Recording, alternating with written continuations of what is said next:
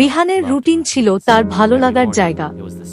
প্রতিটি সকাল শুরু হতো একইভাবে, নীল পাজামা, কলার টুকরো, তারপর বিল্ডিং ব্লক দিয়ে খেলা।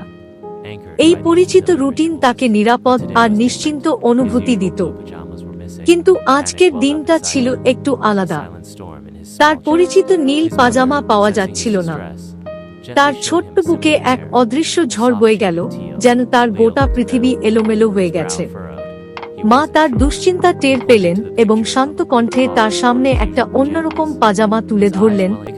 সে তার আগের নীল পাজামার গায়ে থাকা নীল গাড়ির ছবির দিকে আঙুল তুলল, চোখে জল চিকচিক করছিল।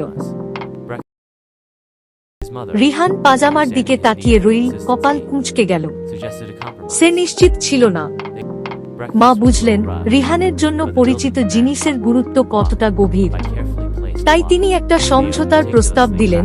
নাস্তার সময় তারা একসঙ্গে ব্লক দিয়ে একটি নীল গাড়ি বানাতে পারেন। এই ভাবনাটি রিহানকে কিছুটা শান্ত করল। দ্বিধা নিয়ে সে টিল রঙের পাজামাটা পরে নিল। নাস্তা একটু তাড়াহুড়োয় কাটল, কিন্তু বিল্ডিং ব্লক দিয়ে খেলা শুরু হলো।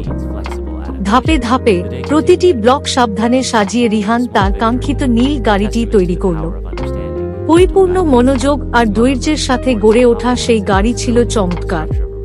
সে গর্বিতভাবে মাকে দেখাল, ঠোঁটের কোণে একটা ছোট্ট হাসি ফুটে উঠল। সে বুঝতে পারল পরিবর্তনের মধ্যেও তার পরিচিত দুনিয়ায় নিরাপত্তার অনুভূতি পাওয়া সম্ভব। দিনটি কেটে গেল। প্রতিটি কাজ ছিল এক একটি ছোট্ট জয়, বোঝার শক্তি ও ধৈর্য দিয়ে গড়ে ওঠা। মা শিখলেন যে রুটিনের কাঠামোর মধ্যেও নমনীয়তার জায়গা থাকা জরুরি। আর রিহান বুঝল যে কিছুটা পরিবর্তন এলেও তার পৃথিবী আগের মতোই নিরাপদ আর আপন হতে পারে।